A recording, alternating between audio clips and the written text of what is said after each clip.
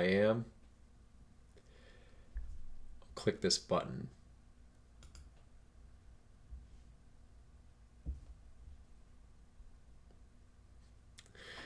Okay, so now it says I'm live. Hopefully, I was before. I didn't talk too much.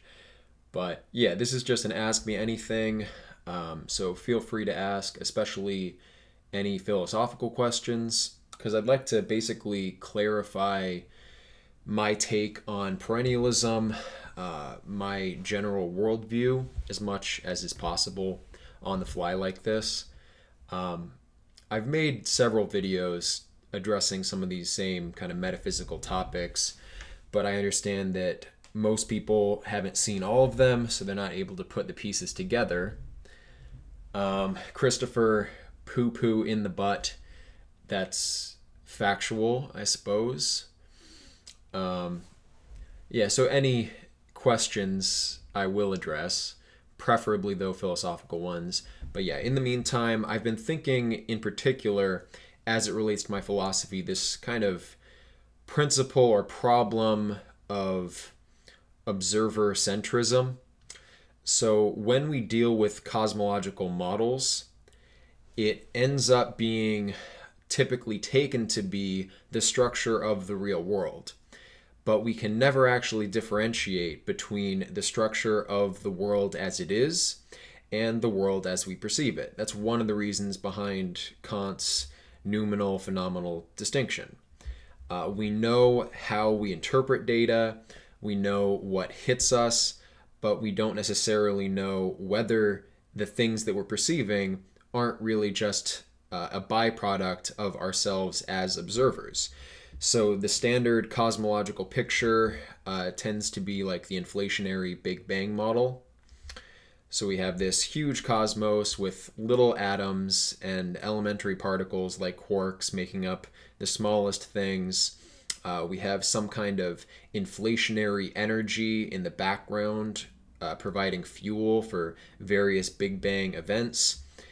And that model is predicated on empirical evidence, particularly studying the cosmic microwave background radiation imaging that we've gotten in the last few decades. So the problem of observer centrism applied to this would be to say, is that the structure of the world as it is, or is this the structure of the way that information hits us? So yeah, I apply this then to the way we conceive of the hierarchy of scale in nature. So we think that elementary particles are the building blocks, and you kind of stack these things up in various ways to arrive at larger, more complex entities. And so we tend to ascribe the complex entities an epiphenomenal nature, they are emergent properties. But again, this is looking at it in terms of this is the model of the world as it is. So this is kind of just introducing the difficulty that comes with trying to describe reality in the broadest sense. And yeah, maybe I'll go on to some other topic. Please feel free to ask questions so that I can try to gauge where people's understanding basically is. But my take then, taking observer centrism into account of the nature of this scalar hierarchy, the hierarchy of scale and nature, would be to say that the information that hits us from the very most basic things may be reduced from what the essence of those beings could be in themselves. And so when we say that the electron has this one basic property, we're saying really that this one basic property of its charge and its velocity is, yeah, that's what is able to come into contact with us. That's how it's able to influence us. But think Men in Black with a little marble and the universe within the marble, etc. ad infinitum. It may be that within the electron, there's this whole world of complexity that we don't necessarily have access to. So, with this observer centrism problem in mind, are the most basic particles really simple in themselves, or is their relative simplicity just a function of their relation to us in the hierarchy that is part of our nature. So are electrons what they are because of what they are in themselves, or is it because of how they influence us, how they affect us? I would tend to go to some kind of holographic solution to this, saying that essentially the most basic thing in reality is the bit of information or something like it, something that's absolutely simple. But it's only absolutely simple with respect to our reference frame. And if we were some other kind of very small being, then the thing that we identify as absolutely simple from this scale may not actually be absolutely simple. And the holographic notion would be that perhaps within absolute simplicity at the very most basic level of information, all of the complexity of the world actually does exist. So, yeah, my general take, and this is, I don't know, 7 or 8 years ago that I kind of solidified this way of thinking, because I couldn't imagine when I tried to think of like what's the smallest possible thing, what's the largest possible thing, why does it exist in this differentiated relation, and how can there be an absolute smallest? How can you stack up something with no length to produce length? It only really makes sense from within an observer's standpoint for me. So the holographic notion would be to say that the most basic thing actually would be the totality at the same time. This resolved for me some intuitive problems that I had. So I'll look at the chat. What are your thoughts on George Berkeley's subjective idealism?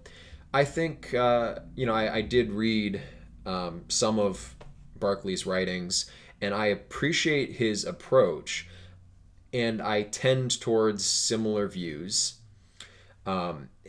Basically, he argues that, when we try to analyze what things are in the world, we tend to reify them and say they are these objects, when in reality, what hits us are the qualitative elements, the quantitative elements that they are presented as phenomena, right? Everything in the world that we encounter is phenomenal.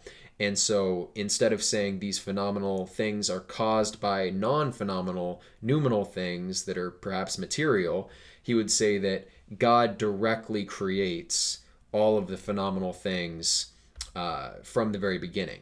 Now, I would agree with this, but I wouldn't say necessarily that it is like divine intention creating only particular phenomenal things, because then you get into the problem of why does God create this particular set of phenomenal entities? You might say that, and many scholastics would argue this, that he creates the best world. He creates the best of all possible worlds, and that's why he picks this particular set. So this gives a reason for the particular kinds of phenomena that we observe. But then you get into the paradox. I forget again the name of it from Plato's Dialogue. But does God decide what is good, or does God do what is good because it is good? And that again introduces difficulties in explaining the nature of phenomena. Now, for me, phenomena is explained if absolutely everything follows immediately from some kind of absolutely unbounded, unnameable simplicity, undifferentiated, whatever it is. The thing that we would identify as the inner being of the smallest and the holistic being of totality, if that contains all potentiality and actuality all at once, then these phenomenal realities would all flow from God, because I would conceive that thing basically to be God. But I wouldn't leave it at that, and some perennialists would tend to leave it at that. So thoughts on this reactionary, dogmatic, orthodox bubble with guys like Jay Dyer and his followers? I have no problem with orthodoxy as far as people want to believe in the Bible, because not everyone is scientifically inclined. Not everyone really wants to pursue truth at all costs, and this is rational because Faust pursues truth at the cost of his soul, and he ultimately regrets it. And that happens for a lot of people. They say a little bit of philosophy leads you away from God, a lot leads you back. Well, for some people, only a little bit of philosophy is within their ability. And so they're going to run into problems if they start questioning all of these axioms that they have in their religion.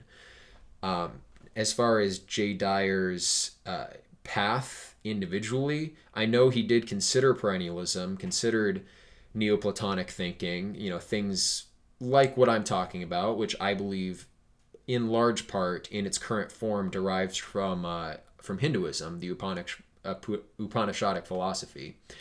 But yeah, Jay Dyer was a Christian from an early age, always was trying to find ways of arguing effective apologetics, and he's smart enough that he found kind of a loophole in epistemology, which says, your standards for what's true and what's false are ultimately going to be axiomatic, or they're going to be circular. And so how do we compare these various worldviews? Well, we can judge whether they are coherent, with whether they cohere with themselves or they self-contradict. And the advantage that his orthodox circuit will have over perennialism is that perennialism tends to introduce antinomy and paradox at the fundamental level, because it accepts that the absolute reality is not necessarily ordered in the same sense that the rational mind is ordered. Because order implies finitude. If there's no limit, there's no order. And so when describing the absolute in a perennialist framework, you end up generating these paradoxes and contradictions. Jay's not comfortable with that, but it is a possibility that reality is such that it has these sorts of tensions at the very base level. Or from our perspective, they appear as tensions when attempting to describe them rationalistically. So I think that's basically what happened with Jay, and I'm happy for him to have his belief and to evangelize others, because ultimately in my worldview, what matters is morality, your ethical conduct, and Christianity is helpful in incentivizing people to basically perform like high or rather low time preference evaluations, because they keep heaven in the back of their mind, this long-term good, and that doesn't just affect their religious decisions, but I think it has spillover effects in their general conduct in life, and they tend to have lower time preference. And then Western Man, Irish idealism had it right all along. Berkeley deeply influenced Kant, who went on to the progenitor of German idealism. Yeah, I think Berkeley's formulations I didn't really have any objection to, but because he has an ill-defined concept of God, it's not a concept that you could derive through pure reason. His notion of God is scriptural, is based in the Christian tradition. I don't have a problem with people basing their concept of God in a tradition, but some people want to search philosophically into the most basic underlying framework. And so the later German idealists, after Kant, after even Hegel, like Schelling, like Schopenhauer, would start looking into the nature of this absolute, this source, in more like non-axiomatic ways, or they lay down axioms based on basic intuitions. I do subscribe to Occam's razor, and so I don't think that coherence is enough. I think you also have to have the fewest postulates in your explanation. Otherwise, the postulates have themselves to be explained. So if you're looking for a holistic explanation, you want to reduce things down to that simplicity. Will Hayward, does your holographic theory make the description of monad and dyad redundant? It would be like two sides of the same coin, basically. You could look so the force of limitation would be the absolute in its totality as monad, and then the unlimited would be the dyad in its absolutely unbounded form.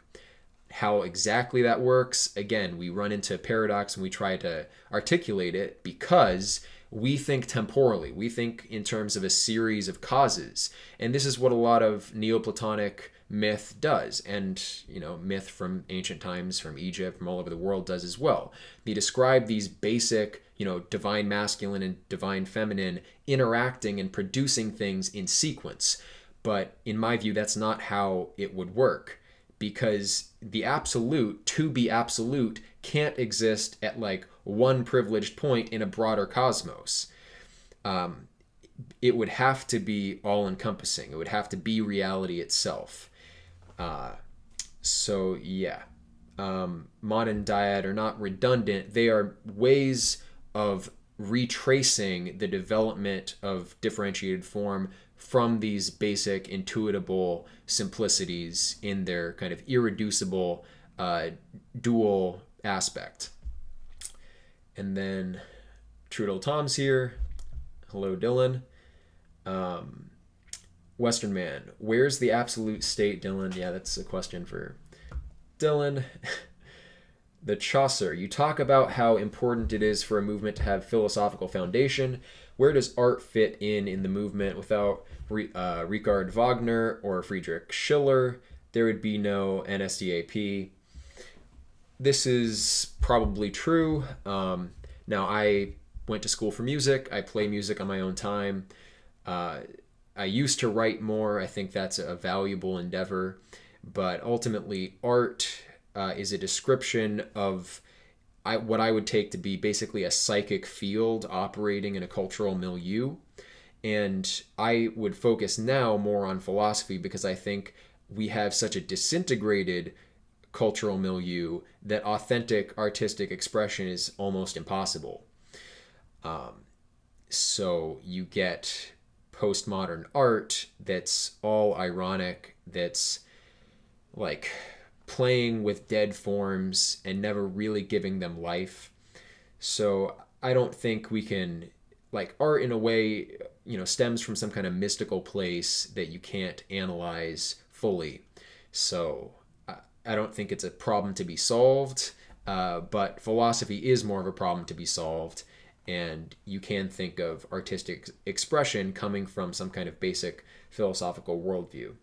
Meat Machine, did you assume moral realism solely based on personal reasons because it improved your life? No, my argument for moral realism is very basic, and then I can extrapolate it into my moral conclusions, which involve like reincarnation and relatively complex cosmological pictures. But the basic argument, which I gave in my a simple argument for moral realism video, is that the phenomena of positive and negative subjective value, call it pleasure and pain, but it's a bit broader than what we typically identify as pleasure and pain in a strict sense. These qualia are as intuitively given as any other qualitative information. We can't doubt them as they first appear to us. It simply is the case that we find certain things pleasant and certain things painful. That's a brute fact of reality on a par with any other brute fact, including your own existence. So insofar as, positive and negative value is real and their dynamics are real, morality is real, because this is really what morality is addressing in my mind. So go ahead and follow up on that if that much is not clear. But to me, in a basic sense, moral realism follows. And the questions then, if you want to avoid suffering, you have to then answer questions as to how you attain pleasant experiences. You can do this empirically. That's what a lot of people tend to do. Or you can derive these things from a broader cosmological picture.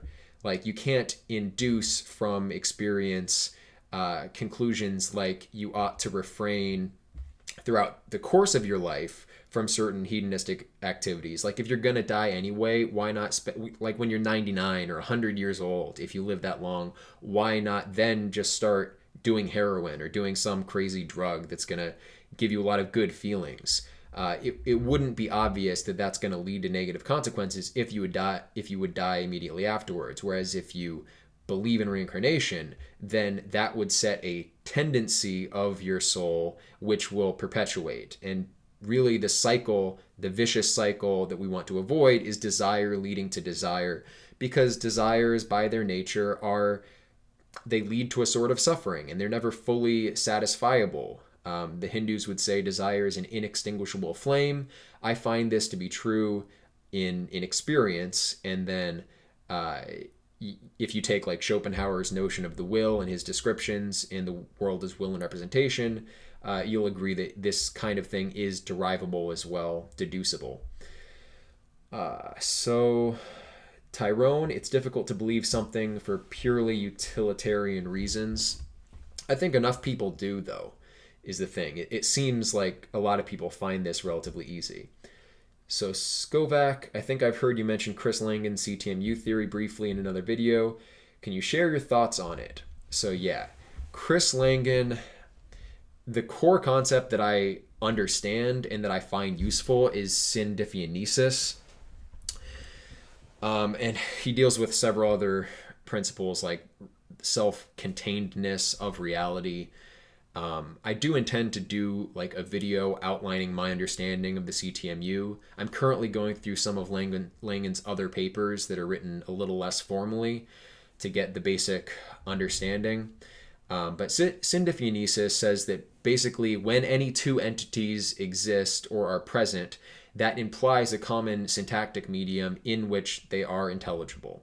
So I see, you see this coaster and you see this book. The fact that you see them both implies that there's some kind of visual perceptive syntax at work uniting them. And they wouldn't exist as discrete entities insofar as you interact with them. Like, I'm not talking about the hypothetical material entity here. I'm talking about the phenomena that actually hits you. These things have to be joined by some higher syntax, and that applies at every level of analysis.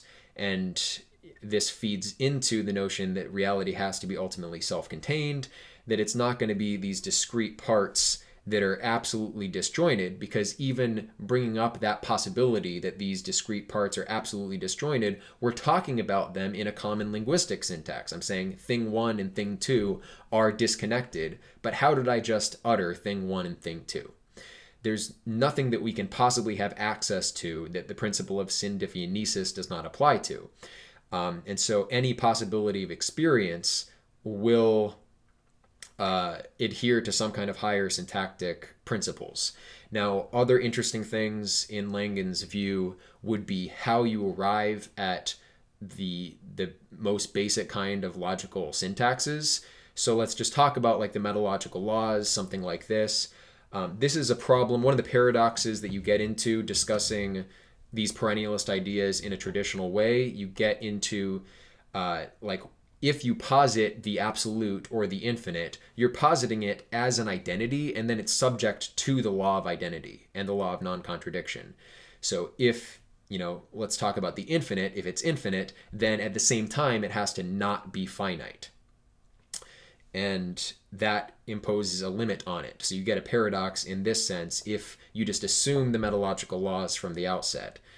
For Chris Langan, there is the unbounded telesis, which is the closest thing to the unlimited in his worldview, which in an atemporal sense contains an infinite number of tellors, or I think that's the word for it, which are similar to, like in Leibniz, he has the one monad, which is God, and then he has infinitely many smaller monads, unities, which are like individuated consciousness. The tellors are this kind of individuated consciousness, but they do have a willful aspect. They're seeking purpose. And so they basically go out and test and create at the same time all sorts of possible syntactic relations. And because syndiphionesis applies even at this most basic level, every individual tellor has to, in some sense, have an awareness of every other. And so they self-process mutually the consonant or coherent a priori basic syntactic laws, like the metalogical laws. I'm not in a position to evaluate if this is truly a solution to the problem of why the metalogical laws are what they are. But, obviously from our point of view with the rational faculties that we have to just deal with the fact that we can't think around the metalogical laws. We can't coherently conceive of a reality that they don't apply in. Even in the most abstruse multiverse models, string theory, the basic logical laws are always there, no matter how exotic the particular kind of universe that you're envisioning is. But yeah, I will do a video on Langan eventually. And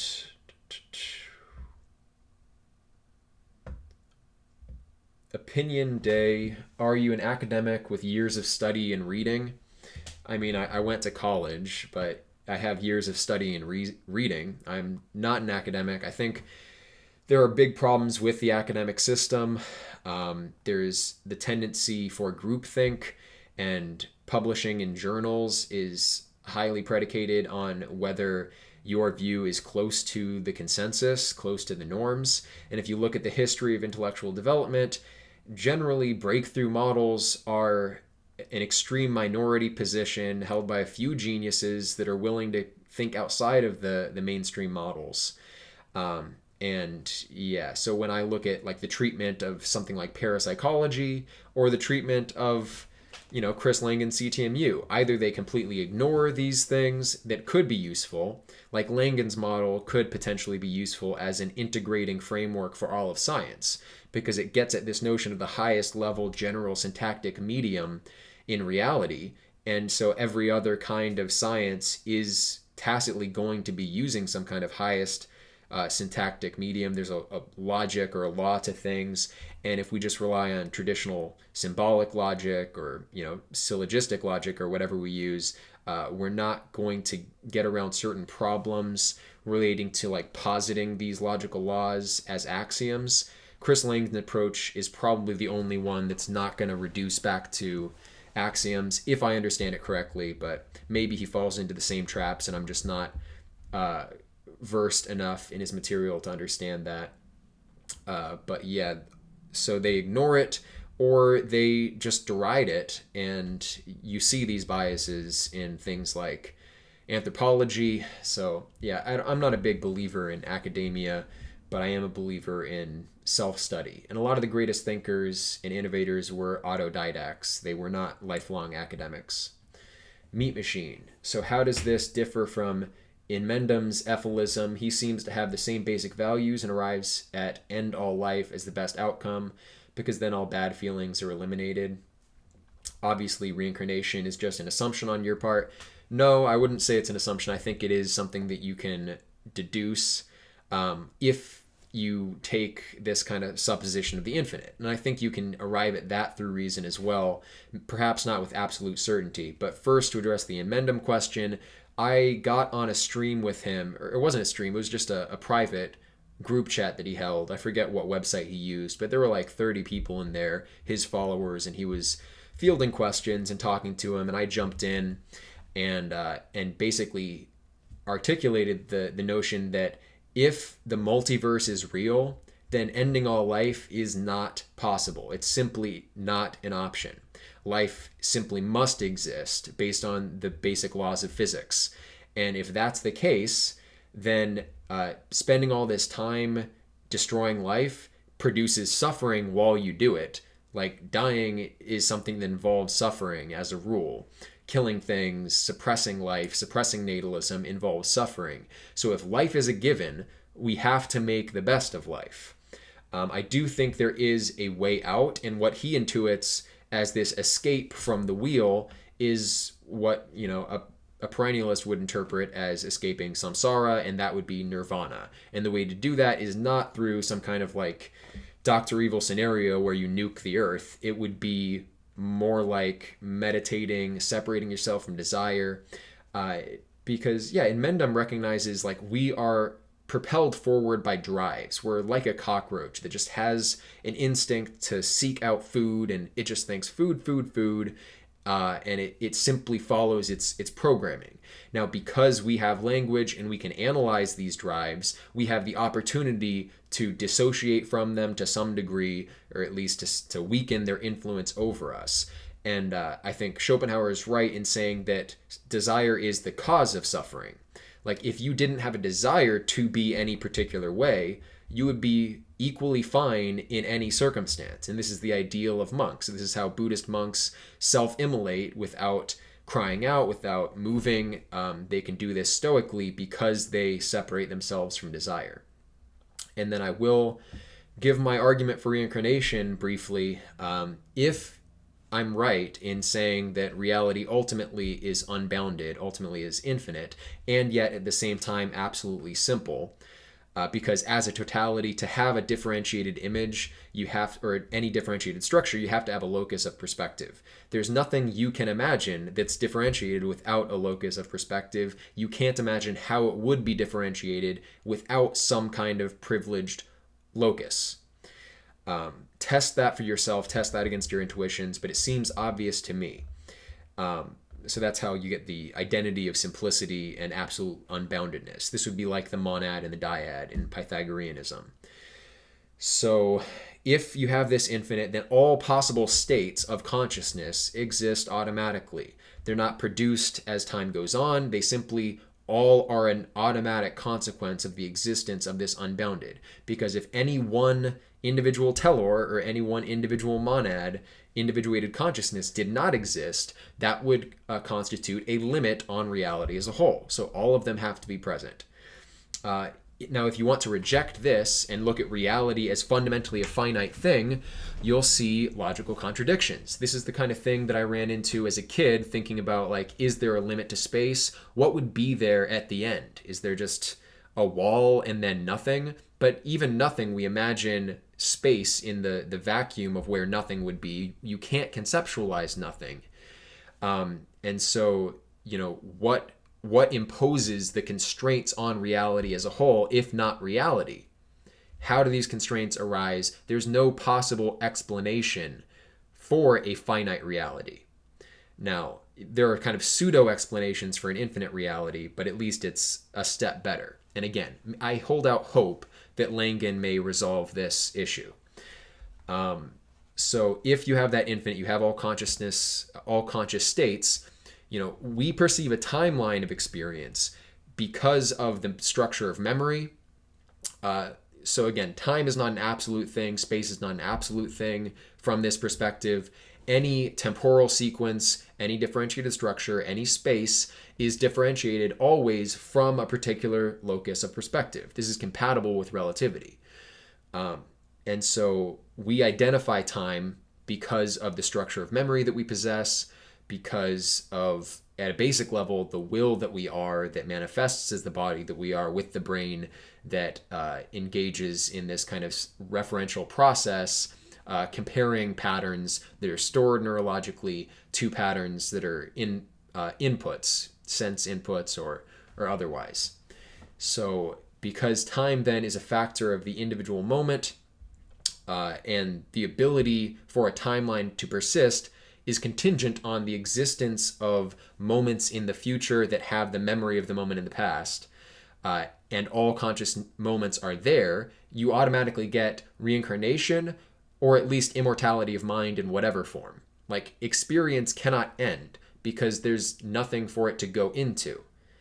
As experience goes very close to zero, there's, first of all, like, if experience tapers down, I have a video on this that I probably articulate a little bit better, which is a scientific basis for reincarnation, I believe it's called.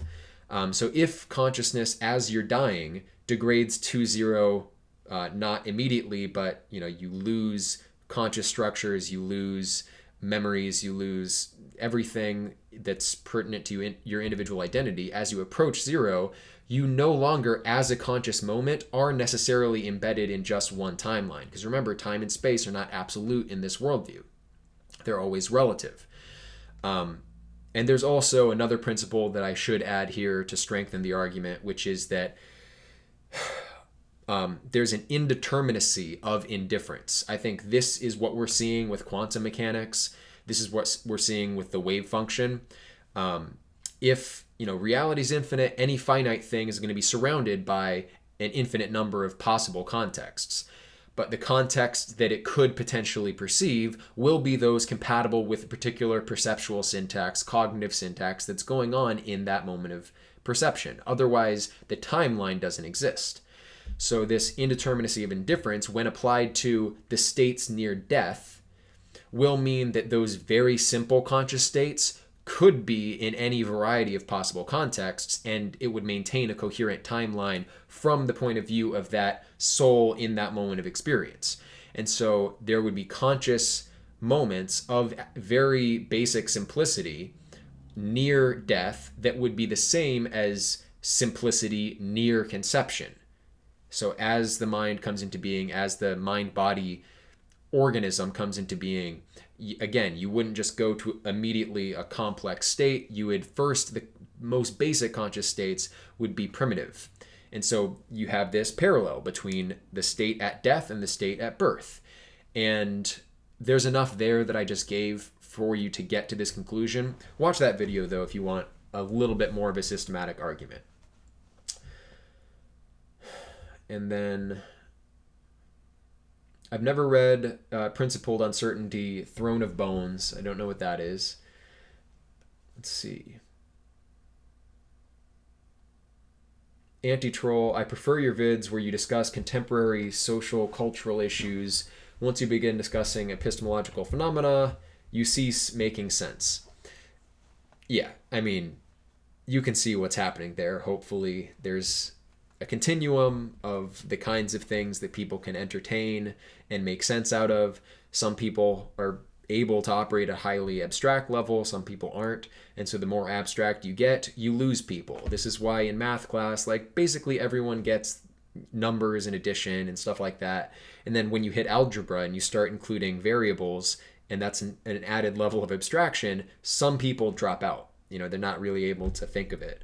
And as you go further in mathematics, you reach this kind of abstraction ceiling. This is a widely observed effect. People with aspirations to be mathematicians often go into an undergrad and even are successful, and then they go into their graduate studies and realize they can't hold these abstractions in their mind. So part of it is, maybe I'm not making absolute sense because I don't formulate these things formally in formal arguments.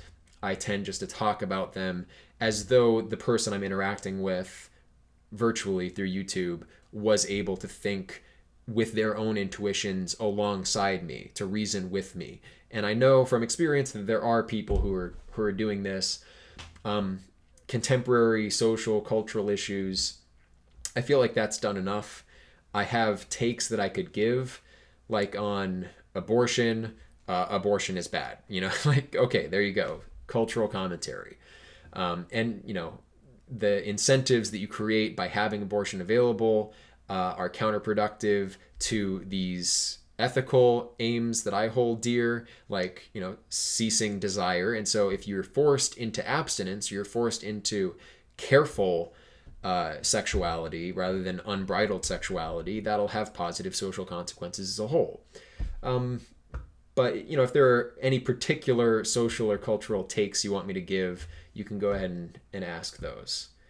The Chaucer, are you familiar with the post-Schopenhauer pessimistic philosophers like Philip Mainlander or Edward von Hartmann? Nope, I'm not. And then Meat Machine, well, if life can never be ended, then it doesn't matter what sensations you experience either way. No, not true.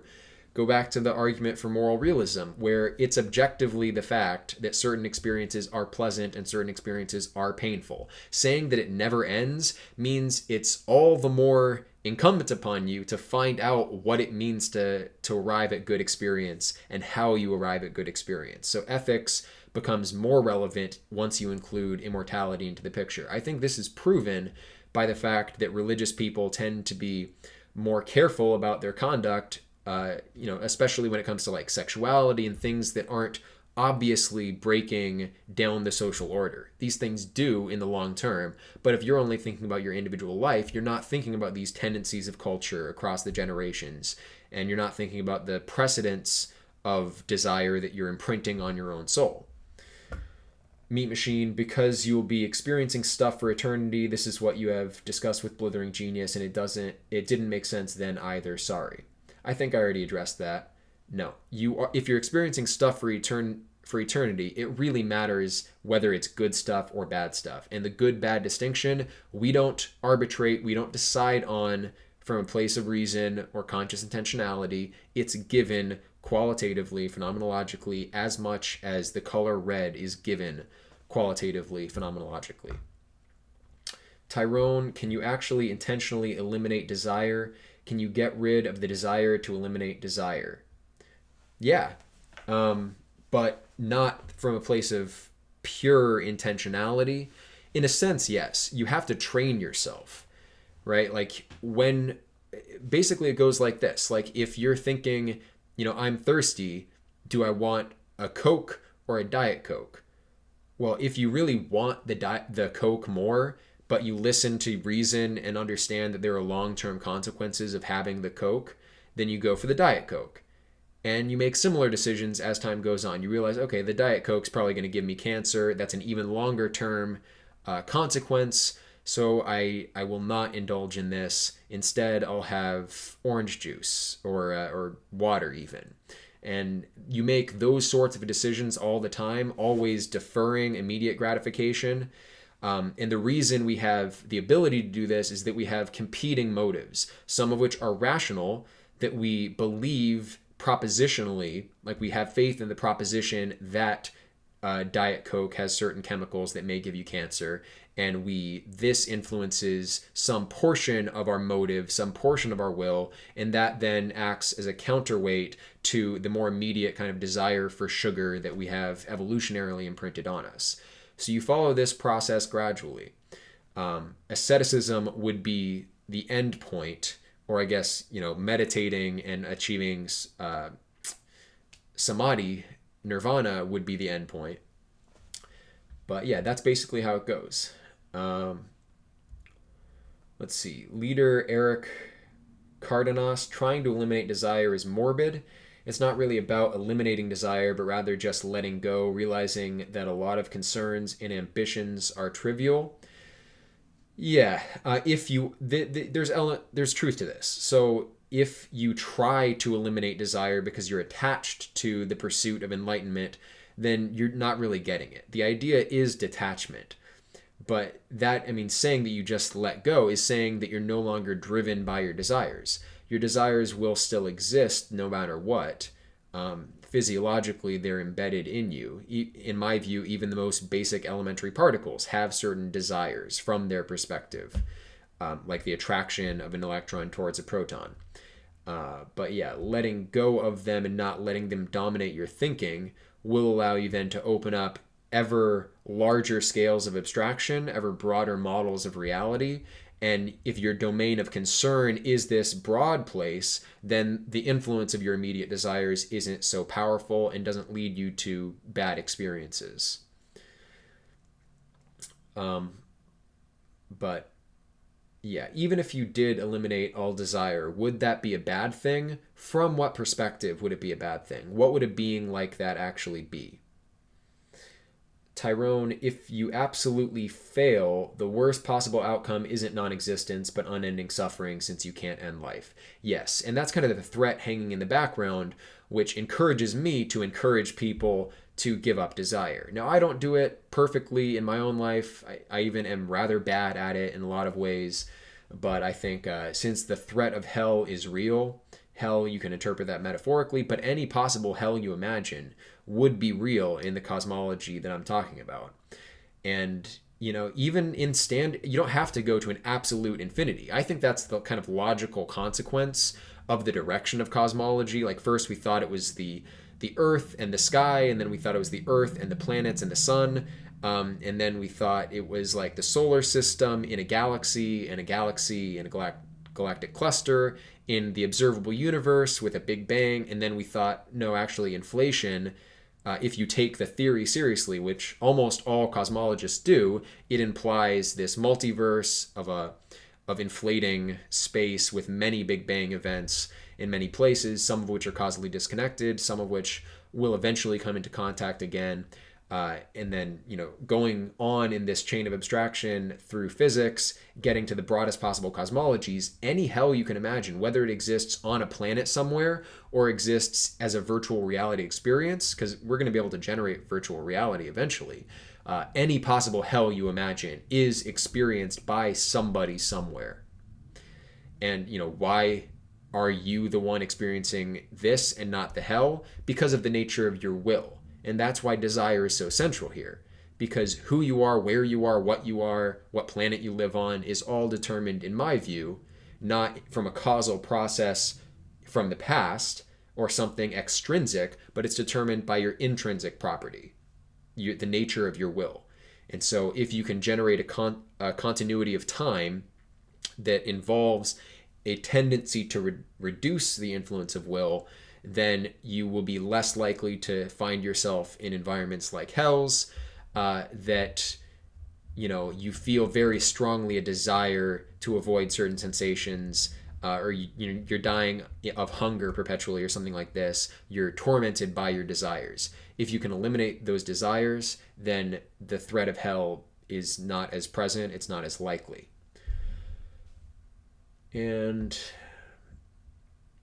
Anti-Troll 101, what religion would you describe yourself as, if any? Well, I practice Catholic. Most Catholics don't really care about doctrine or dogma. Maybe they do privately, but they don't talk about it. When you actually go to Catholic Mass or you talk after church and you have your donuts, that's maybe one of the reasons I'm Catholic. I always, growing up Catholic, I always looked forward to the donuts after church. So, when you're there talking, people talk about their lives. They talk about what's going on in the town. They don't, harp on these metaphysical issues or theological issues. And I've never had anyone confront me about any of my beliefs. I've never had them come up in conversation in all my time as being Catholic, with maybe a couple exceptions. But yeah, I'm a perennialist, philosophically, but there's a lot of variety within perennialism, and so that only gives a certain level of clarity as to my actual beliefs. This stream is trying to clarify some of those, but again, I don't think I'm doing it adequately because there's so many different questions. But again, I don't think that you necessarily could set the whole thing out as a system and have people internalize it. I think the way we learn is more you follow what you're interested in and explain that, and then this raises questions and you explain other things. And so if people have to come to understand my philosophy, which I do take to be a complete system, or relatively complete, piecemeal, then so be it. And that's kind of the nature of the medium anyway. But now I say I have a complete philosophical system. I also recognize that there are authors, thinkers out there, living and dead, that have pieces of the puzzle that I don't. But I have a large enough sketch, and I have, I think, a good grasp of the very largest issues abstractly that it's been a long time since one of my convictions or beliefs was just outright refuted, or I changed my mind about a fundamental thing. So what do you think of Zen Buddhism? Zen Buddhism is fine, but there's dogma in Buddhism, just like there's dogma in Hinduism, which is why I tend to just deal with these things philosophically. In Buddhism, you don't have the notion that the absolute is a positive divinity at the same time. This would be where I mainly disagree with Buddhism. Zen Buddhism just has to do with like the nature of your practice. And if I understand correctly, it mostly came from a merger of Buddhism and Shintoism. Shintoism was similar to like the indigenous Roman religion, where they had, thousands of gods. Anything that you interact with has a spirit inhering in it, and you propitiate these spirits in your everyday life by worshiping them and worshiping the small acts. So methodologically, I think there's a lot to gain from a Zen approach or a Shinto approach.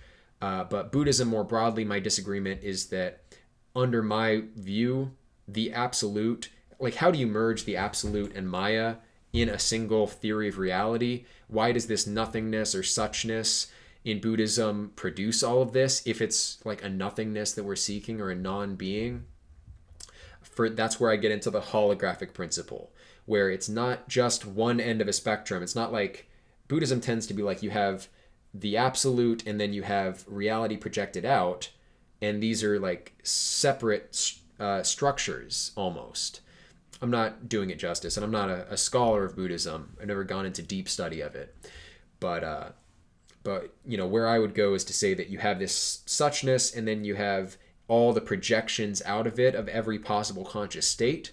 These imply a unity between them syntactically using syndiphonesis.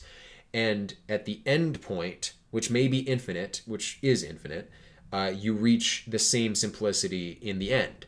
And that would be an omniscient, all-powerful, theistic kind of God. So that's, I tend to basically merge concepts from classical theism with concepts from Hinduism. So the end point God, like the Godhead God, tends to be downplayed in the Eastern religions and given absolute supremacy in Western religion. Meat Machine, the desire to eliminate desire is just another desire. Yeah, I did address that when I addressed leader Eric Cardenas's comment. Ultimately you want detachment from desire, not a desire to cease desire. What really matters is the state of will that you bring about through your action. So conduct takes priority to belief, takes priority to, habit instills a nature of the soul over time, a nature of the will over time. You don't just want to be fixated conceptually on escaping desire, because that would be just making another desire out of it. Space-time DCR, if you could watch the entirety of time, the multiverse and being pass by within 10 minutes and choose its ultimate result, what would you choose for how it all ends up? Well, see, this is kind of the reason for this stream, because there's a lot of misconceptions about the picture that I'm trying to paint. It doesn't end up any differently than it starts. And it has to be that the end result, so to speak, of all of this differentiated multiverse activity is the same simplicity that is the most basic building block of all of it, that is the unmoved mover, the first cause of all of it. So I think that's the only way it could possibly make sense. That would be the only way that reality would be self-contained. Because again, if you have the absolute and then any kind of process that it generates, reality as a whole will be this differentiated structure. And why does it have this particular nature? That can't be explained without reaching outside of reality. And you can't reach outside of reality because anything that you posit on the outside becomes reality. It's a thing if it's posited. So the only way to make sense of it in my mind would be to say that it all ends up as it began. Alpha and Omega. Space-time, again, as unified beingness with perfect knowledge and no desire. What are we aiming for? Yeah, I mean, that would be the state of things, because desire involves setting something against something else. You have subject and object, and desire is a mediating bond between the two. Being the absolute, being one with it, would mean there's no object outside of you. There wouldn't be a subject at that point either. That it's similar to what the Buddhists are after with nirvana. This kind of, it's like nothingness, but it would at the same time be omniscience, but knowing in a way that's not a temporal categorical process like we know knowing. God's thoughts are not like our thoughts. Tyrone, you choose the orange juice because you desire not to get cancer, though. Yeah, but like I said, you have these mediating desires. In practice, what we have to deal with are desires motivated from higher reasoning, speculation about the distant future, or if you include metaphysical reasoning, then speculation about future lives, or even the possible future of escaping samsara altogether. And those constructs, the ideas that we have via reason, are able to compete as motivational complexes in the psyche. So we have competing motives, and these competing motives take power away from one of them. If you didn't have this mediating process, the one desire that you always listen to would perpetually be strengthened. Whatever desire you indulge in, you strengthen that desire. Like the person who listens to their desire to be healthy for whatever reason, because they want to look good or because they just want to have a long life and feel good, that person may begin running, and they'll start to like running, and they'll perpetuate that desire, and that's the desire that will be strengthened.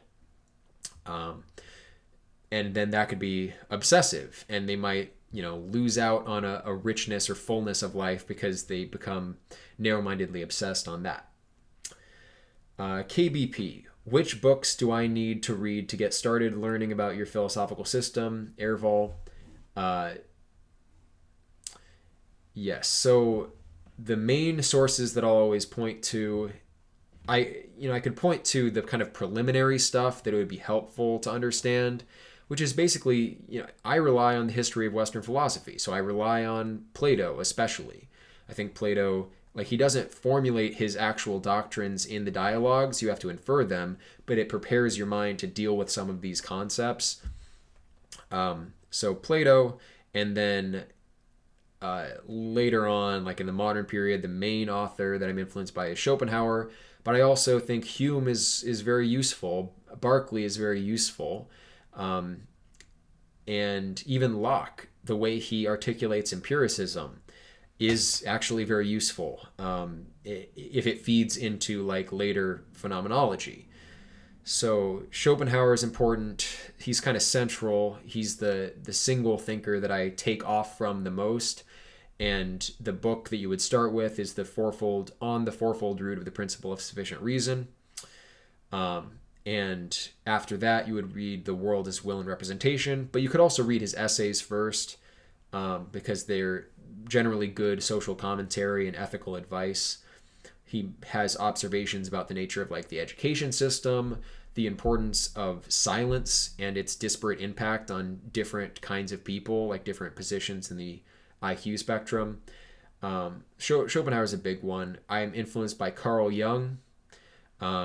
Joseph Campbell is influential as well.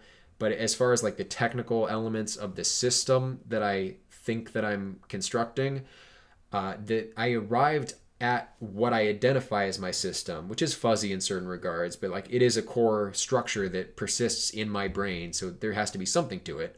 The reason I got into it was thinking about the implications of the many worlds interpretation and the inflationary Big Bang model with the multiverse. And then I started getting into Max Tegmark's mathematical multiverse, but I didn't just stop there. So if you understand the cosmology of modern physics, or what's gaining in prominence as the prominent cosmology in modern physics, certain conclusions can be drawn from that. And so Nick Bostrom's argument, the simulation argument, was one of those influential things. I forget the philosopher's name, but the quantum immortality thought experiment, that was influential. If you apply the many worlds interpretation, the inflationary Big Bang model, the simulation argument, and the quantum immortality thought experiment, you will get to the basis of my philosophy, which gets into the immortality of mind in the first place. This doesn't necessarily get you to the idea, this holographic principle of the absolute simplicity being identical with totality, but I think Chris Langan will fill that gap. I can't confirm if he actually does, but those are some of the things, some of my influences that you might want to look into. Meat Machine. So don't you think that experiences are judged relatively against each other? Yes. If you had eternity of suffering with nothing to judge it against, it would lose meaning just like pleasure would. I'm not sure about that. I've heard this argument before. In practice, we judge things relatively, but that is throughout a temporal process. Whereas in any given moment, and I do subscribe to eternalism or the B theory of time, in any given moment, the qualitative nature of a thing is what it is as presented in that moment, and it doesn't necessarily depend on all these past moments. Do the same thought experiment, but with the color red. You're perceiving the color red qualitatively, phenomenologically. You do this forever. Does redness lose its meaning? Maybe we couldn't identify redness as distinct from anything else, but the qualitative nature of red would still be present. And likewise, I would say the qualitative nature of pain would still be present. But yeah, this is kind of a theoretical concern, because in practice, we never really stay on exactly one trajectory. We oscillate all the time. And so that contrast that you're referring to give meaning to the experience of pleasure and pain would always be extant, as long as, our experience continues in anything like the way we experience it now. But yeah, contrast in general must be present in order for experience to exist. Like, you can't have experience without some contrast. But I don't know, those are my thoughts. It's an interesting question, but I tend to think that redness forever would still be red. Just like the fish in water doesn't necessarily understand that it's in water. It just thinks of that as its environment.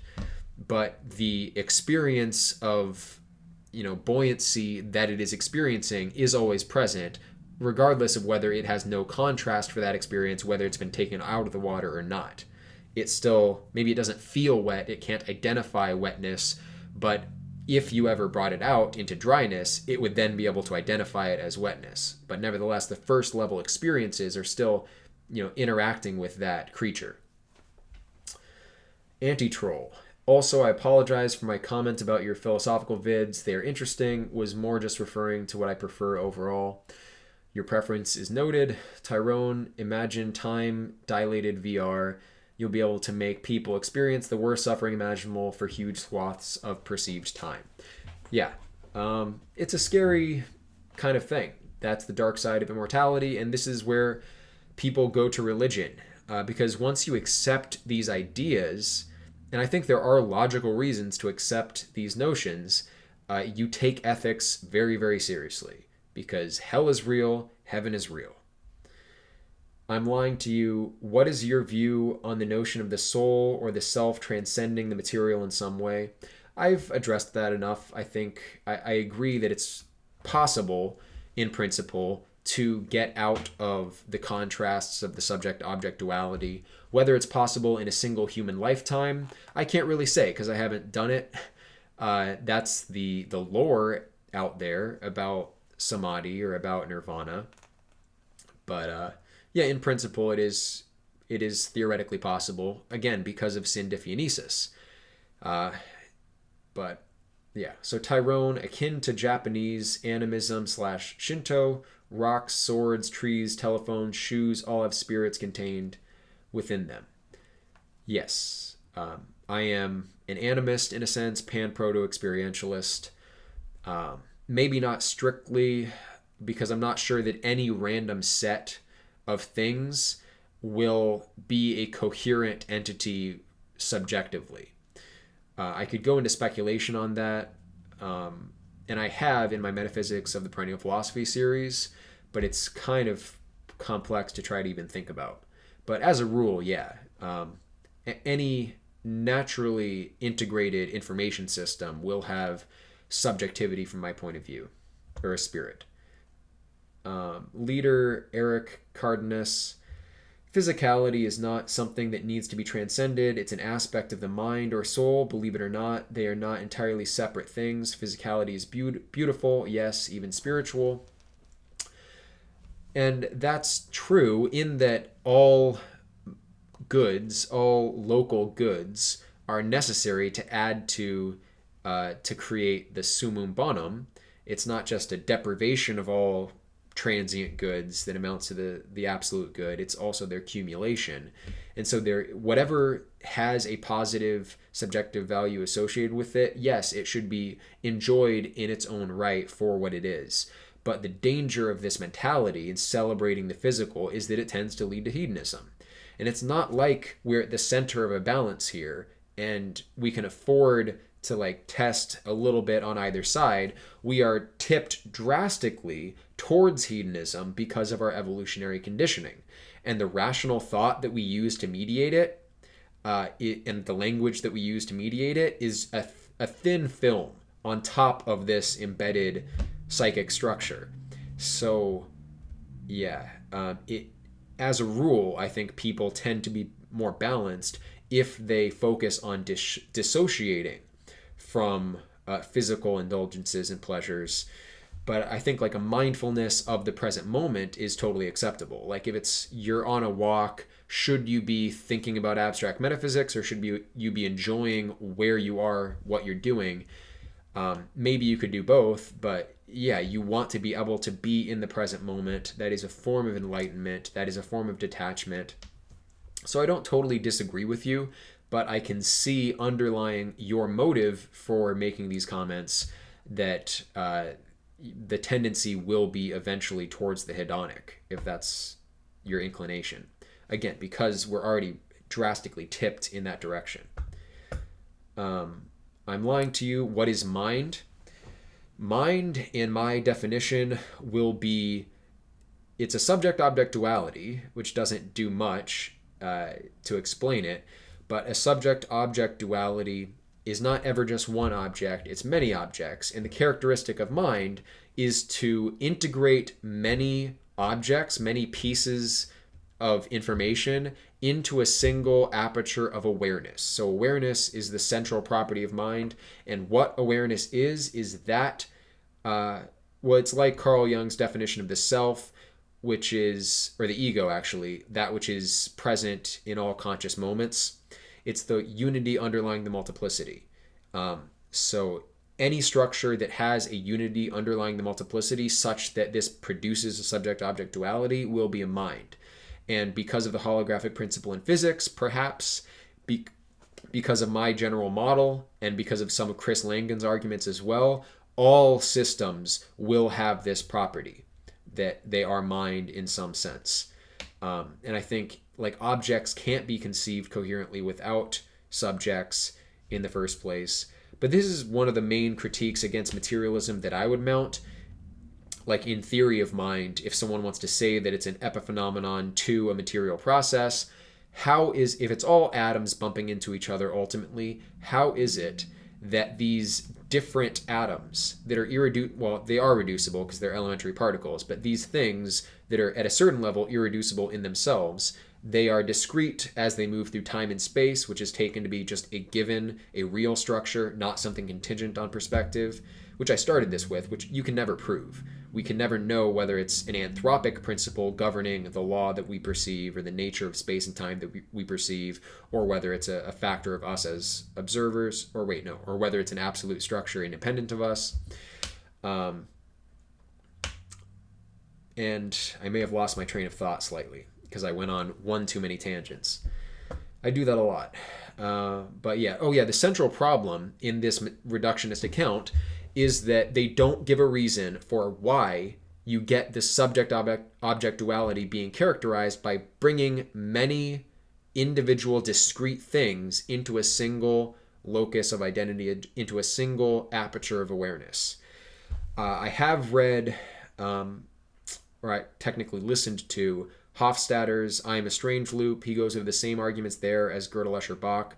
I'm familiar with some of Dennett's arguments, and these are the reductivist, materialist proponents, and they don't address this problem, which is really like the hard problem of consciousness for me. Why I would articulate it as, why are multiple things brought into unity? How are they brought into unity?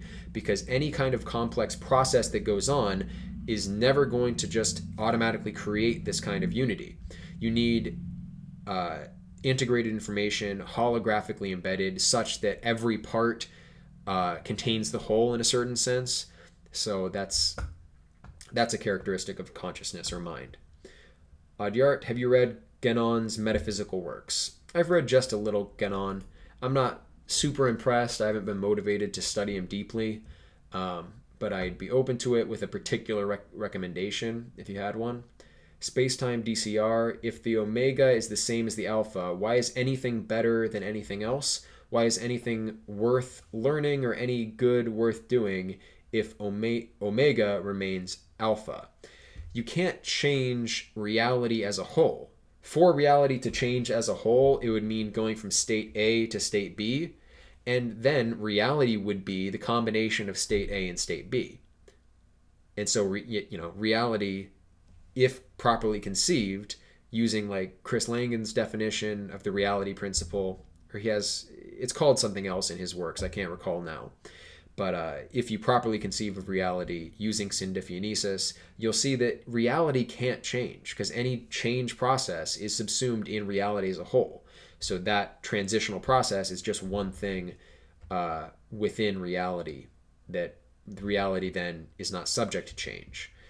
But that doesn't mean that we can't subjectively experience eternal heaven or eternal hell, eternal pleasure or eternal pain. These things are real possibilities because of this holographic principle with the unlimited and the limited. You're going to get all potentialities. They are going to be actualized. These potentialities will be infinite. And so there's always going to be the possibility that from whatever point of consciousness you're at, you will transition into a serious bad situation. The desire is what you're talking about. Like, why should we want one kind of outcome rather than another kind of outcome? That is always within our existence as differentiated individual beings. If you were reality as a whole, desire like that wouldn't apply. You can't have an object separate from reality that reality desires. Desire would be an internal attribute that would be automatically, holistically fulfilled. And the idea of perennialism and Hinduism and Buddhism is that it is possible to transition from individual consciousness into this total state. And perhaps by two routes, right? Maybe if you were absolutely stripped down, like a continual process of dying and suffering, eventually you would reach oneness. Going the other way, separating from desire voluntarily, leaving the chain that way, you would kind of reach this omniscient state. Are these two different states? I can't ultimately know, but I know one road looks a lot more attractive than the other road. It all comes down to heaven and hell as far as ethics goes. Like, why do you prefer one outcome? Because the good and bad experience that you have is given and you can't change it. It is your nature. The Chasseur. You've said that Jason Reza Jorjani is overestimating the Persian influence on Western philosophy. To what is this the extent? So what is the influence of Persian philosophy or thinking on Western philosophy? Zoroastrianism did have a very large influence in the development of monotheism. You can see echoes of Ahura Mazda and Angra Mainyu in God and Satan. Judaism was influenced by Zoroastrianism, and the Magi, with their technical knowledge, were influential in Babylon. They were present in Babylon. I mean, the Magi visit Jesus in the crib, right? Or in the manger. So they were influential, but it wasn't everything. And I think the Egyptians are a major source of influence on the Greeks. Their geometrical knowledge, like the Persians, I don't know how many actual mathematical innovations can be attributed to them. Perhaps more engineering knowledge than we understand today can be attributed to them. But yeah, they're as far as mathematical innovations, the Hindus developed zero, they developed the Arabic numerals, they developed the Pythagorean theorem, and the Egyptians seemed to have developed geometry in large part. So the Greeks did take from these other influences, from the Hindus indirectly, and they didn't get the concept of zero until pretty late, after like classical Greece was pretty much over. I think I've said all that I have in mind to say at the moment on that. Do you happen to have any experience with or critique of Alfred North Whitehead's dipolar theism, process philosophy, in contrast to your own approach? I don't fully understand Whitehead. I've read his Concept of Nature, and I know that's one of his early works, and so he doesn't get into his full system there. But the basic critique I would have, because he's an ontological pluralist, not a monist like I am, and using syndiphonesis, I don't understand how you can have multiple beings that are not, in some sense, joined in a common syntactic medium of the ultimate being. Like, how can it be the case to have pluralistic ontology, pluralistic being in that way. I don't fully comprehend it, and it seems like he depends on temporal A theory without really explicitly stating it. And a contemporary of Whitehead was McTaggart. I forget his first name, but he was also a mathematician, and he got into not just temporal B theory, but C theory. And technically speaking, I'm closest to C theory, because I don't view, like, B theory says that all of the ordered states of the universe exist objectively apart from time. Because temporal structures for me are always relative to a reference frame, they don't exist in this kind of block time way. They exist in no particular order, all generated at once. But yeah, McTaggart's more interesting than Whitehead in some ways like that, because he questions this basic notion of time. Process theology or process philosophy depends on time taking place in a real sense. And it could be I don't fully understand it, and I would be more interested in it if I did, but I hope to get to more in-depth study of Whitehead one day. Chris Langan is just knockoff Kant.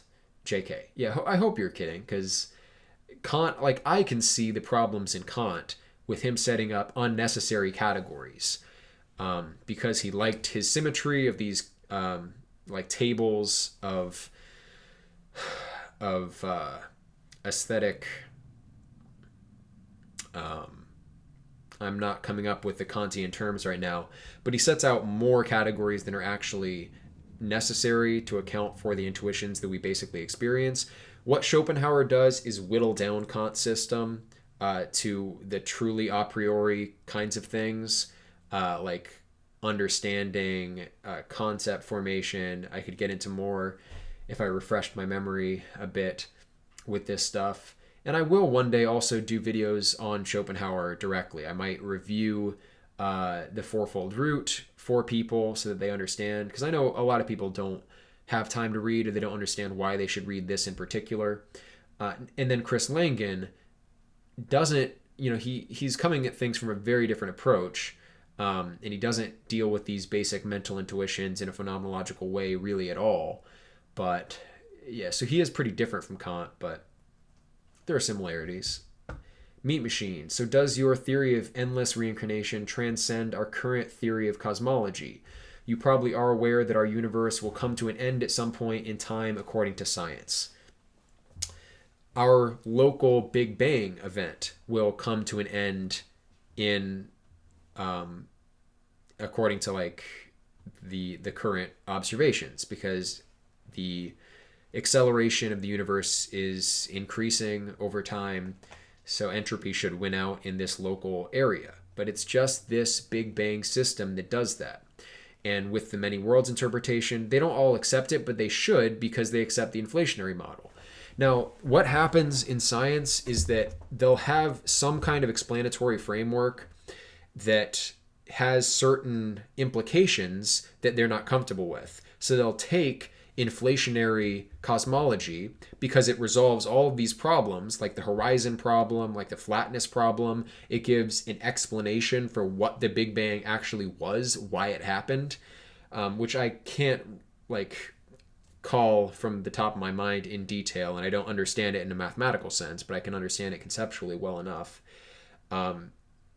But yeah, it resolves these problems, and so everybody in cosmology accepts the inflationary model. Well, one of the implications is that there are infinitely many Big Bang events, and that automatically gives you the many worlds interpretation, or something very close to it, because any finite moment of experience or time, or reference frame in physics, from that point, there's a universe out there that had the exact same history up to that point. And then the next moment, there are infinitely many causally consistent, like syntactically consistent, divergent universes to account for it. So it's isomorphic to the many worlds interpretation. The inflationary Big Bang model is. So it doesn't just end. The universe doesn't just end. This local cluster may. But then we're not actually taking into account the role of intelligence and what intelligence could do in the universe. Now, first of all, I would address it with the indeterminacy of indifference, saying that you are not necessarily constrained to this one Big Bang system forever. Like it may be that you are able to create a coherent timeline of experience through reincarnations into other Big Bang systems, other universes, if you want to think about it as a reified, huge cosmological picture. It does transcend the current model in that I don't think that this structure is objective. I think this structure is a way of articulating and approaching at a limit the nature of reality as a whole, which is this unbounded kind of thing. But I do want to say that it's not fundamentally absolutely unbounded. Like I said, with Chris Langan addressing the metalogical laws, it seems that there is a necessary being that is constrained in some sense to be unlimited, constrained to be great, as you would say about God. But yeah, that's just a tangent. Yeah, it does go beyond modern cosmology, but I think it's logical leaps that rational leaps that I'm taking there. Meat Machine, at least the observable part of our universe. Okay, he does caveat that, so yes. But I don't think we're necessarily going to be bound to this. Even if we were, though, we don't know what intelligence could potentially do. So there's that. Audiart, the symbolism of the cross and the multiple states of being. Do you want me to comment on that? Or the cross is the temporal and the formal, the eternal and the mundane in a basic sense, multiple states of being. Yeah, I mean there are higher level experiences that are probably way beyond our comprehension. We would think of them as like a spiritual plane, maybe multi-dimensional kind of existences, not constrained to the 3 dimensions of space and 1 dimension of time like we are. It's all possible. It's obviously way beyond our ken as the beings that we are. Meat Machine. Oh, never mind. I forgot about the multiverse for a second there. Yeah. KBP. As for Ganon books, I've heard Man and His Becoming, according to the Vedanta, is a good read. Yeah. I mean, I was interested in comparative mythology a few years ago. I read, a lot of Joseph Campbell. He's my favorite. And, some, compiled myths from various sources from different systems. But I just don't, I'm more in a philosophical mode right now, attitude. So unless he treats it with philosophical rigor, I'm not super interested. I mean, does he treat it with rigor? I don't know. KBP ought to be relevant to your system too, as it seems to have some Vedic/Indian influences. Yes, I do have those influences. And my background with that, how I gained understanding of Advaita Vedanta was by going to the Vedanta Center in Hollywood when I lived out there. I went for about a year regularly every Sunday, and every time I would stay after, they would have basically a sermon with a Swami, one of the monks there who were celibate. They were real religious men. They would give a lecture, basically, typical kind of almost vaguely Protestant kind of service. Someone would play the organ or some other music and that sort of thing. And then afterwards, there would be you would go to this separate room, get some refreshments, and ask any questions about what he talked about or general questions about the system. And I abused this excessively and asked every question I could think of until I basically understood the system. I read the Upanishads, not all of them, but I read a compilation of the Upanishads. I read the Bhagavatam, some of that kind of stuff, the other scriptures, and beyond just those. So after the question and answer session, they would then have lunch, and I would go to the lunch, and there were far fewer people there, and I had one monk in particular that I talked with in depth, and I basically got to the limits of the system, and there are certain things that I disagree with. Technically speaking, incoherently, I think, Advaita Vedanta tends to, most of them hold a kind of materialism, with the 3 gunas being the primary energies that compose everything else.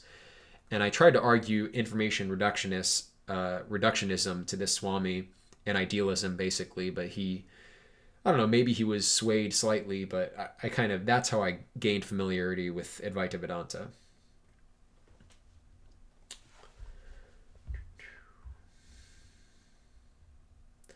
Wi-Fi, how do you make a living to support your family? I have a very normal job.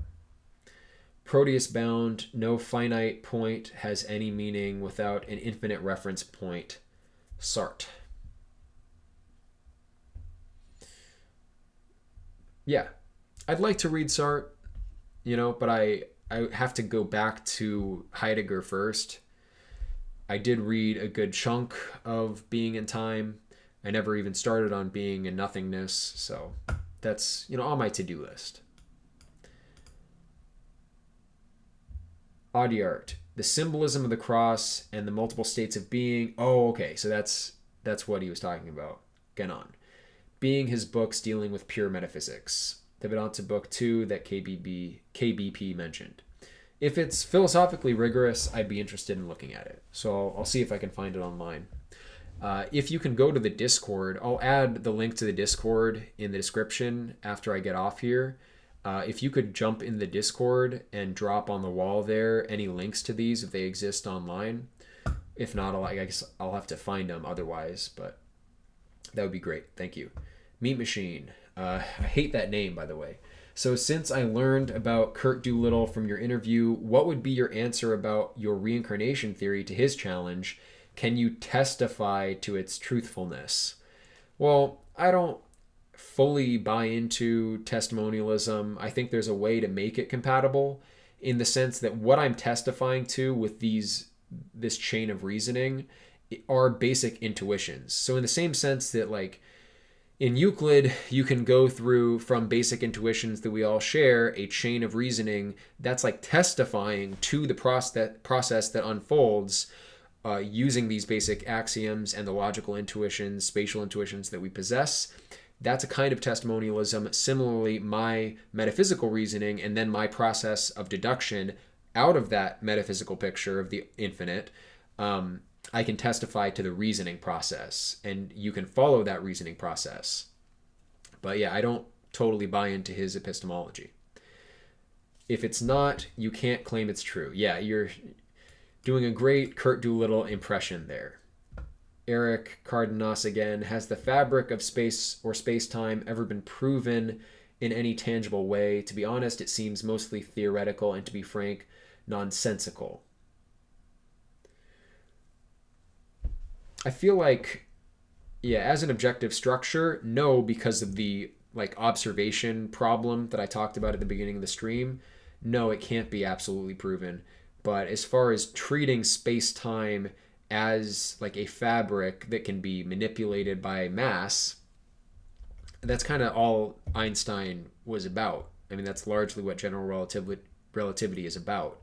So it was useful thinking about gravity in that sense. It led to valid predictions that were observationally testable. So to that extent, yeah, it acts like a common medium and not just a nothingness like space. There's substance to space, in a sense. Apollyon ML links. Infinity is an ill-formed concept. You can't reify it. Space-time is nonsense too. You wouldn't happen to be part of the electric universe crowd, would you? And then Shadowfire, thanks for the response. Now, actually going back, I would say infinity is kind of an ill-formed concept in a sense, in that you can only ever get at it apophatically. There's an analogy and metaphor kind of. It's a limiting condition. We can't really conceptualize it fully. To be fair, Schopenhauer made this same critique about the concept of the infinite. So there's something to what you say in that it is an ill-formed concept. It involves paradox, because to treat it as an identity, I said this already in the stream, but to treat the infinite as an identity, you limit it with the law of identity. And that implicates the law of the excluded middle and the law of non-contradiction. And that would seem to imply that it's not infinite. But again, I think we can kind of get around these using some of Langen's concepts. Meat Machine, why do you hate my name? It's just what I am, and so are you, by the way. Yeah, okay. Um, yeah, that's the reductionist picture. But I would want to have this be a takeaway for someone who wants to understand my point of view. Like, where reductionism goes wrong is to assume that structures that are like more fundamental in the complex that we observe are actually more fundamental ontologically independently of observation. If it is the case that this structure isn't differentiated and absolute independent of observation, then the most fundamental thing is not the smallest thing or the largest thing or the consciousness. The most fundamental thing is the complex of these entities projected immediately as a subject-object duality, as a mind-matter distinction. So we're not in a machine in the sense that there are these basic building blocks and they work together in this way and they produce our actions, and that's the whole story. Because in order to think about that scenario, you're imagining that these basic building blocks are integrated by a common syntactic medium. The wholeness of this system is always present when we think about it. You can abstract away the fact that you are integrating everything that you're experiencing by being the observer, but then you're delving into mere abstraction, and it's not even coherent abstraction, because thinking about a reductionistic picture like this where there's no integrating field of consciousness, you can't actually properly imagine it, because any of your imagination is constrained to having a conscious observer present as the imaginer. So there are problems in materialism. Eric Cardenas, maybe light doesn't follow a curved path in space. Maybe it's just light itself that bends. Maybe. Again, I wouldn't reify light, though. I would say it's as far as we actually know it, it's part of a complex mind universe system, and maybe doesn't just have independent existence as what we think of as light. Rattle Grebdron. So where does he even start? Yeah, 4D space-time as in general relativity. He's answering the question about the fabric thing. Space-time, in what ways have computers and broadband internet changed our consciousness? Have fundamentally new kinds of thought become possible? Yeah, I would say so. I mean, we can think of mathematical concepts that we can't compute because computers can compute them for us. So there are new thoughts accessible to us that weren't accessible before. And then the volume of information that we have available is much broader, and the way that we connect ideas. And then just like writing changes the way people think, Google changes the way people think, being able to search for things. We don't have to, we make different decisions as far as what we memorize. We make decisions as far as how we build concepts and what we externalize and what we internalize. There's probably more to it than that. Also, the possibilities of communal consciousness have changed. You know, if you buy into the notion of like mass psychic effects, psi effects at a large scale, which I do, then integrating many observers, many minds with the same kinds of inputs. Memes would be a good way of doing this. Integrating people with images, that's what mythology does. Integrating people with ideas creates this kind of psychic medium, and it will create synchronicities, and new kinds of thoughts will emerge out of that, like hive mind integrated consciousness. In part, what I do with my community experiments is trying to solidify that and make a more integrated conscious structure, to make something like a hive mind.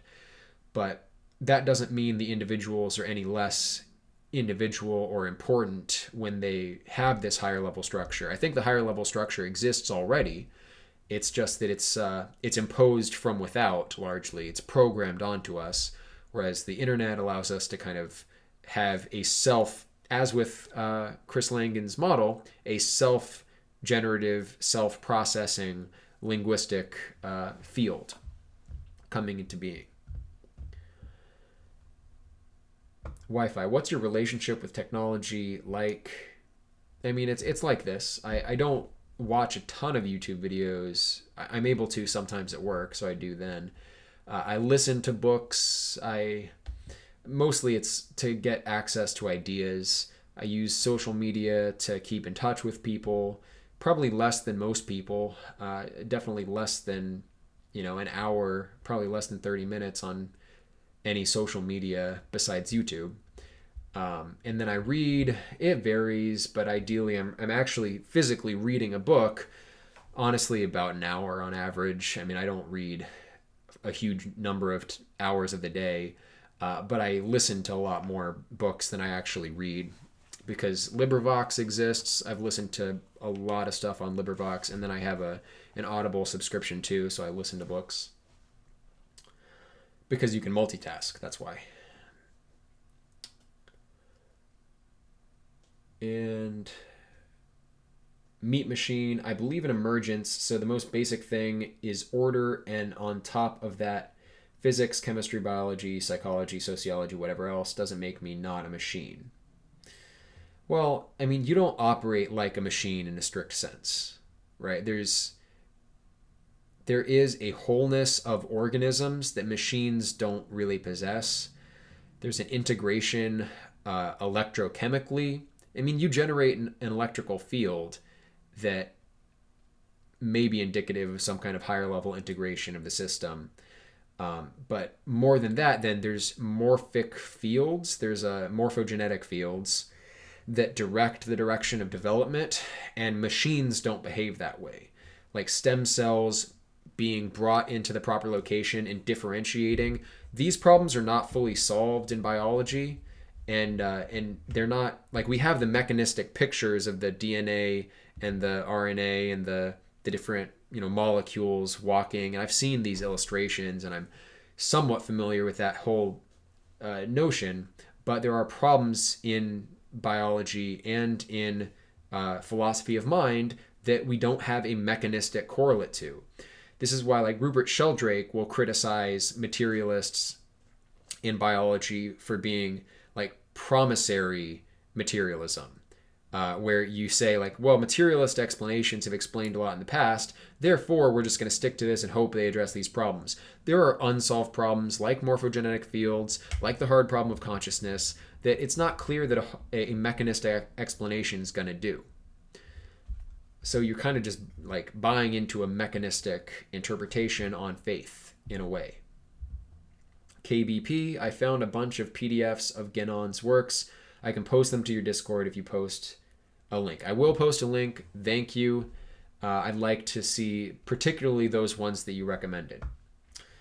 Rattle, sorry if this is not philosophy, but do you still think that Göbekli Tepe is the origin of the Neolithic, or have you seen new information? It's the origin of the Neolithic that we know of. I mean, arguably, a site like Murrayabet would be slightly older if the carbon dates are to be trusted, and they practiced agriculture slightly earlier than the sites immediately adjacent to Göbekli Tepe. But when I say it's the origin of the Neolithic, I mean the Neolithic as a broad movement with a package of technologies all brought together. Because just the fact of sowing grains and harvesting grains and making, grinding grains, making bread, that doesn't really get you the Neolithic like we think about it. The Neolithic, as we think about it, involves social models as well. And the social model that was imposed across a broad swath of Eurasia, that was, as far as I can see, traced back to Göbekli Tepe. Although, like I've said before, there are advanced sites from Iran that maybe they have a different source, like Kordik Tepe in particular. The problem with Kordik Tepe and anything in Iran is we're not going to have access to it. Kordik Tepe was flooded, and Iran doesn't, as far as I know, they don't let our archaeologists in there, and they're Muslim, and so they don't give a crap about prehistory. The same thing's happening like on Bahrain. Everyone knows about blowing up the Buddhist statues and stuff like that the Muslims do, but in Bahrain there are thousands of burial mounds, massive burial mounds that are probably related to the civilization of Dilmun, which would tell us a lot about Sumer. Like there's extremely valuable information there. The relationship between Sumer and Dilmun is critical, I think, for understanding the emergence of Sumerian civilization and the role of some possible breakaway group at a very ancient time. But Bahrain is just destroying these things, leveling them for construction. They don't care about the past. So the same is with Iran. So there may be older stuff, but yeah, as far as I can tell, Göbekli Tepe is it. Okay, I'll wait a minute and see if anyone has any other questions. So the takeaway from this, if you stayed and watched till the end after the fact, thank you for listening. But the takeaway is I want to focus on this observer problem in reality theory, in cosmology, where we tend to think of the differentiated structure we observe as being objective, the scale of things as being objective, and we're just an output of this thing that we're observing. But there's no reason to make that decision as opposed to the anthropic decision, which says that any differentiated structure we observe is a factor of our own nature. So it's an intrinsic property that leads to the extrinsic, not extrinsic that leads to the intrinsic. The arrow can be pointed both ways with equal rationale. There's no reason to prioritize one over the other. It is kind of a problem in epistemology. This is kind of the same core problem as Kant's distinction between the noumenon and the phenomenon. So that's a big problem, and I address it by tending towards the idealist side and saying that the thing that we identify as a materialistic building block is a simplicity. It's something like a bit of information. And that, what is the identity of it? Is it just a pure simplicity? Well, perhaps taking reality as a whole, totality, that too would be an absolute simplicity, since there's no reference frame to then delineate coordinates from. You don't have a grid system, you don't have a differentiated spatial structure, any other kind of structure, unless you have some reference frame to define it. Without definition, totality would then be, all-encompassing reality would then be absolutely simple as well. But in another sense, absolutely unlimited, because all of these individual manifestations happen automatically as a result. Consequences you can draw from this will include reincarnation, will include the possibility of exiting the wheel, so to speak. I identify this as the perennial philosophy. This is the core of my worldview. I'm a moral realist because good and bad feelings qualitatively are given. There are dynamics of how to achieve these various things. And so, because of reincarnation, because of immortality, whether it's reincarnation or heaven literally or hell literally, I don't really care. The fact of the immortality of the soul is what's central. The fact that you could experience infinite bliss or infinite suffering means we take ethics very seriously and we want to live in a good way. So that's perennialism from my point of view. That's my basic gist philosophy. Hopefully I've clarified some things. Temporal C theorist, technically speaking, but B theory is close enough. And let's see if anyone has any final comments.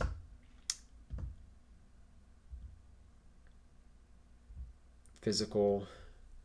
Yeah, I'm ready for physical world building. Me too. The point of this philosophy, not just to arrive at ethics, is to arrive at politics, which I define as the kind of voluntary community formation that leads to new social models that involves mythology and philosophy.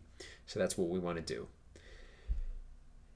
And that's, yeah, how does one reach me for an interview? If you want to interview me, go on my Discord, message me. I will link to the Discord in the description, so check back after I end the stream.